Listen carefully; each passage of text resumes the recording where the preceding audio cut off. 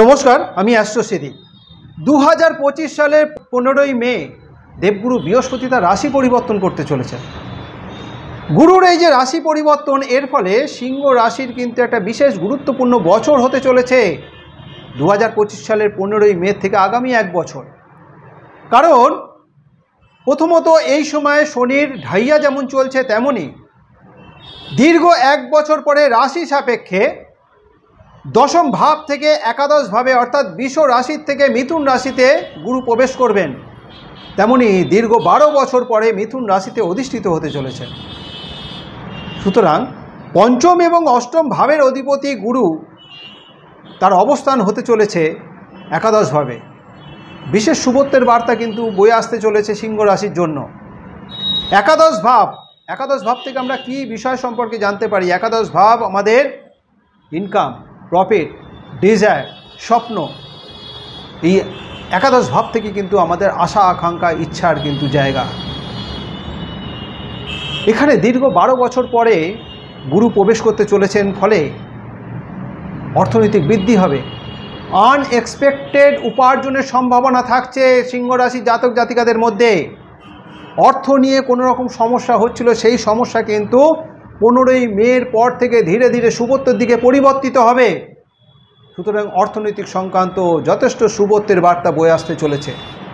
সিংহ রাশির জাতক জাতিকাদের মধ্যে এই সময় বিভিন্ন বিষয়কে কেন্দ্র করে আশা আকাঙ্ক্ষা ইচ্ছা অনেকাংশে বাড়বে, আর সেই সমস্ত আশা আকাঙ্ক্ষা ইচ্ছা পূরণও হবে। কারণ পঞ্চম ভাবের অধিপতি একাদশ ভাবে অবস্থিত হয়ে পঞ্চম ভাবে স্বক্ষেত্রে দৃষ্টি দেওয়ায় সিংহ রাশির জাতক জাতিকাদের সেই সমস্ত আশা আকাঙ্ক্ষা পূরণ হওয়ার কিন্তু বিশেষ সময় আসতে চলেছে 15ই মে থেকে বাকি এক বছর। সুতরাং বিভিন্ন ক্ষেত্রকে কেন্দ্র করে এই সময় কিন্তু শুভত্বের বার্তাই বয়ে আসতে চলেছে। রাশির একাদশ ভাবে অবস্থিত হওয়ায় তৃতীয়, পঞ্চম এবং সপ্তম ভাবে দৃষ্টি দেবে। একাদশ ভাব থেকে পঞ্চম দৃষ্টি তৃতীয় ভাবে, সপ্তম দৃষ্টি পঞ্চম স্থানে এবং নবম দৃষ্টি সপ্তম ভাবে। তৃতীয় ভাবে রাশি সাপেক্ষে তৃতীয় ভাবে দৃষ্টি দেওয়ায় ভাই বোনের সাথে সম্পর্ক আরও মধুর হবে, সুসম্পর্ক বজায় থাকবে। ভাই বোনের জন্য বিশেষ শুভত্বের বার্তা বয়ে আসতে চলেছে। ভাই বোনের শিক্ষা, ভাই বোনের স্বাস্থ্য, ভাই বোনের কর্ম সংক্রান্ত, ভাই বোনের বিবাহ সংক্রান্ত বিষয়, সমস্ত বিষয়কে কেন্দ্র করে কিন্তু আগামী এক বছর বিশেষ শুভত্বের বার্তা বয়ে আসতে চলেছে।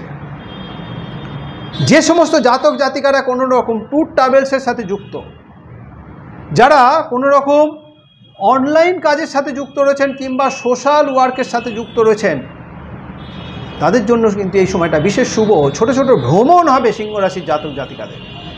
সুতরাং তৃতীয় ভাব সম্পর্কিত বিষয় এই সময় কিন্তু যথেষ্ট শুভত্বের বার্তা বয়ে আসতে চলেছে।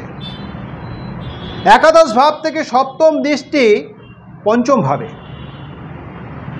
যে সমস্ত জাতক জাতিকারা বিদ্যা শিক্ষার সাথে যুক্ত রয়েছেন, বিদ্যা সংক্রান্ত বিষয়কে কেন্দ্র করে শিক্ষার্থীদের যথেষ্ট শুভত্বের বার্তা বয়ে আসতে চলেছে। এই সময় কোনো রকম কম্পিটিটিভ এক্সাম থাকলে তাতে যেমন সফলতার নির্দেশ করছে, তেমনই ভালো কোনো কলেজে অ্যাডমিশনের ইচ্ছা, আশা আকাঙ্ক্ষা ইচ্ছা এই সময় কিন্তু বাস্তবায়িত হতে চলেছে। সেই স্বপ্নও কিন্তু পূরণ হবে।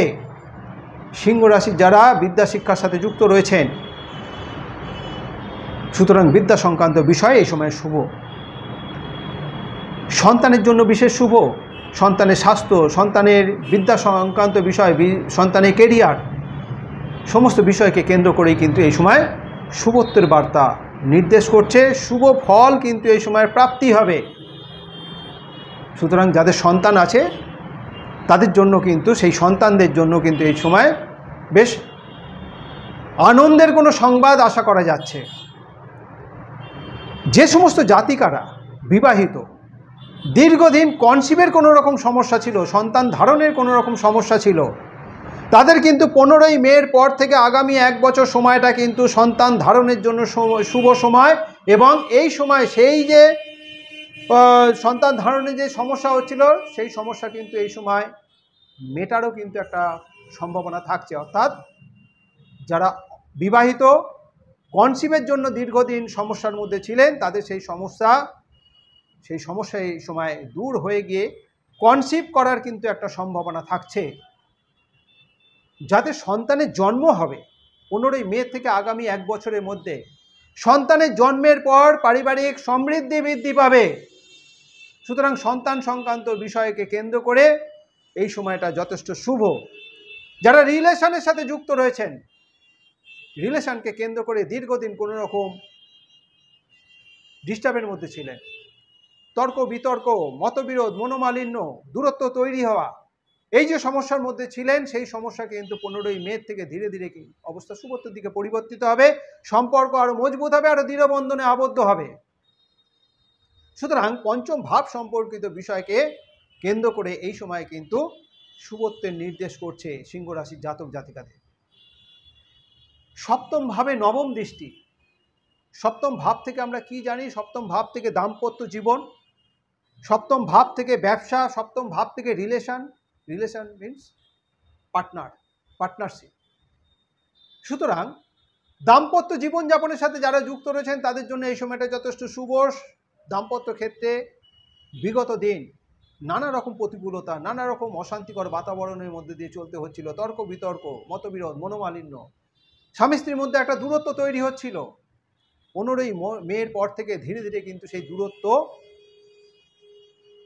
নিজেদের মধ্যে বন্ধন আসবে, দূরত্ব থেকে আরো নিজেদের কাছাকাছি আসবে, সম্পর্ক আরো মজবুত হবে স্বামী স্ত্রীর মধ্যে, পারিবারিক সুখ শান্তি বজায় থাকবে, সুখ শান্তি অনেকাংশে বৃদ্ধি পাবে। সুতরাং বিগত দিনের পারিবারিক ক্ষেত্রকে নিয়ে যে চিন্তা ভাবনা, যে অশান্তিকর বাতাবরণের মধ্যে দিয়ে চলতে হচ্ছিল, যে বাধাবিঘ্ন, যে প্রতিকূলতার মধ্যে দিয়ে চলতে হচ্ছিল, সেই সমস্ত বিষয় থেকে আস্তে আস্তে মুক্ত হয়ে শুভত্বের দিকে পরিবর্তিত হবে। পারিবারিক সুখ শান্তি বজায় থাকবে, স্বামী স্ত্রীর মধ্যে সুসম্পর্ক বজায় থাকবে, একটা মনের মিল হবে। যারা ব্যবসা বাণিজ্যের সাথে যুক্ত রয়েছেন, ব্যবসা ক্ষেত্রে যথেষ্ট পরিমাণে আয় উপার্জন বৃদ্ধি পাবে এই সময়। যারা নতুন ব্যবসার মধ্যে নিজেকে নিয়োজিত করতে চাইছেন তাদের জন্য এই সময়টা শুভ। ব্যবসা বৃদ্ধির কোনো রকম পরিকল্পনা এই সময় ইনভেস্ট করা যেতে পারে। আগামী দিনে সেই ইনভেস্ট কিন্তু ব্যবসা ক্ষেত্রকে আরও উন্নত ক্ষেত্রে নিয়ে যাবে। যারা পার্টনারশিপ ব্যবসার সাথে যুক্ত রয়েছেন তাদের জন্য এই সময়টা শুভ। পার্টনারশিপ ব্যবসায় যথেষ্ট আয় উপার্জন বৃদ্ধি পাবে। সুতরাং সপ্তম ভাব সম্পর্কিত বিষয়কে কেন্দ্র করে এই সময় কিন্তু বৃদ্ধির নির্দেশ করছে। তবে 18ই অক্টোবর থেকে 5ই ডিসেম্বর পর্যন্ত এই যে ছোট সময়, সাময়িকভাবে গুরু তার রাশি পরিবর্তন করে একাদশ ভাব থেকে দ্বাদশ ভাবে প্রবেশ করবেন। আর এই সময়টুকু অর্থাৎ 18ই অক্টোবর থেকে 5ই ডিসেম্বর এই সময়ের মধ্যে সিংহ রাশি জাতক জাতিকাদের স্বাস্থ্য সংক্রান্ত বিষয়ে একটা উদ্বিগ্নতা, একটা অস্থিরতা নিয়ে আসবে। তার জন্য কিন্তু চিকিৎসা ব্যয় বৃদ্ধি পাবে। সুতরাং এইটুকু সময় একটু সচেতন থাকতে হচ্ছে। 5ই ডিসেম্বরের পর গুরু যখন পুনরায় আবার একাদশভাবে প্রবেশ করবে, সেই সময় থেকে ধীরে ধীরে অবস্থা আবার শুভত্বের দিকে পরিবর্তিত হবে। সুতরাং ওইটুকু সময় একটু সচেতন থাকতে হচ্ছে স্বাস্থ্য সংক্রান্ত বিষয়কে কেন্দ্র করে। গুরুর এই যে একাদশভাবে অবস্থান, এই যে একাদশভাবে গোচর, সিংহ রাশির জন্য শুভ হলেও শনির ঢাইয়া চলছে, এটাকেও কিন্তু মাথায় রাখতে হবে। শনির ঢাইয়ার কারণে সিংহ রাশি জাতক জাতিকাদের ব্যক্তিগত জন্ম রাশি চক্রে শনি যদি অশুভ অবস্থায় থাকে, অর্থাৎ শনি যদি নিচস্থ অবস্থায় থাকে, পাপপীড়িত হয়, কিংবা অশুভ গ্রহের গৃহে যদি অবস্থিত হয়, সেক্ষেত্রে কিন্তু নানা রকম বাধা বিঘ্ন আসবে। নানা রকম প্রতিটা বিষয়কে কেন্দ্র করে একটা চিন্তা বৃদ্ধি পাবে, একটা উদ্বিগ্নতা, নানা রকম প্রতিকূলতার মধ্যে দিয়ে চলতে হবে। তার জন্য নিজের আচার আচরণ ব্যবহারের প্রতি যথেষ্ট পরিমাণে সচেতন থাকতে হবে। সকলের সাথে সুসম্পর্ক বজায় রাখতে হবে, কথাবার্তায় মাধুর্যতা আনতে হবে। তার সাথে সাথে কাজের প্রতি যথেষ্ট পরিমাণে নিজেকে নিয়োজিত করতে হবে। অলসতা ত্যাগ করে যথেষ্ট পরিশ্রমী হতে হবে। সুতরাং যদি শনি অশুভ অবস্থায় থাকে, শুভ ফল পেতে গেলে নিজেকে কিন্তু এই সমস্ত বিষয়ের দিকে যথেষ্ট পজিটিভ জোনের মধ্যে নিয়ে যেতে হবে। কিন্তু শনি যদি এই যে বৃহস্পতির গোচর একাদশভাবে হবে, তার সাথে যাদের ব্যক্তিগত জন্মরাশি চক্রে শনি এবং তার সাথে সাথে অন্যান্য গ্রহদের অবস্থান শুভ অবস্থায় থাকবে, তাদের জন্য গুরুর এই যে গোচর বিশেষ শুভত্বের বার্তা বয়ে আসতে চলেছে, অত্যাধিক শুভ হবে। স্বপ্ন পূরণের জন্য উল্লেখযোগ্য বছর হতে চলেছে সিংহ রাশির জাতক জাতিকাদের জন্য। ঝুলি ভরা ফল এই সময় কিন্তু অপেক্ষা করে আছে। সুতরাং সিংহ রাশির জন্য যথেষ্ট শুভ ফলের ইঙ্গিতই কিন্তু এই সময় থাকছে। আগামী 15ই মে দেবগুরু বৃহস্পতি যে রাশি পরিবর্তন করতে চলেছেন, তার ফলে সিংহ রাশির জাতক জাতিকাদের মধ্যে কি প্রভাব পড়তে চলেছে, কি পরিবর্তন আসবে, কোন কোন ক্ষেত্রে পজিটিভ, কোন কোন ক্ষেত্রে সতর্কতা, এই আলোচনার মাধ্যম দিয়ে বোঝানোর চেষ্টা করলাম।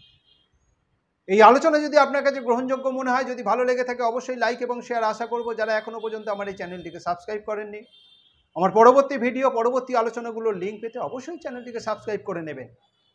আজ এই পর্যন্তই। ভালো থাকবেন, সুস্থ থাকবেন। ধন্যবাদ।